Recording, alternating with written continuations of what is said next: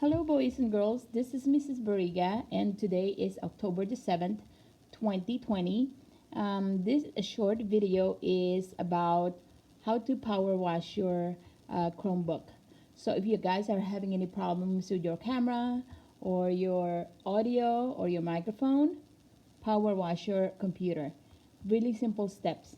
Okay, first you're gonna click on the Shift key, the Control key, and the Alt key all at the same time. So I'm gonna click Control, Shift, Control, and Alt. Okay, so I'm clicking on those three buttons, and then I'm gonna go find my R key and click on it. Okay, so now it says that my computer needs it says reset this Chromebook device. So I'm gonna go click on the word that says power wash and confirm power wash. Click continue. So your computer will turn off and then it'll turn back on. Hey Omar, can you come to the lunch table real quick? Okay, so it says power wash in progress. This takes a few minutes to do.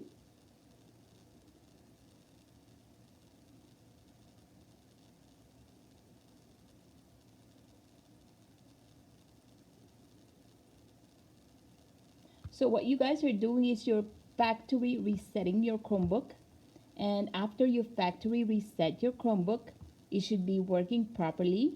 A couple of things that you guys need to do. Okay, when you see let's go, welcome, let's go, click on that, and then you will have to the network. I'm connected to the network, right? It says right there, and I just need to click on accept and continue, and then put your username change this to @saufzlearns.net and then click next. Okay,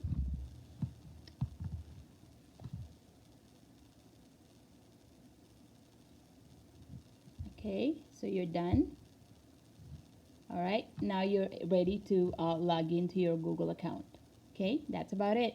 And make sure you every once in a while you update your computer, because it will update on its own when it's constantly being used, but sometimes it forgets, so you need to update. And there's another video on how to update your computer.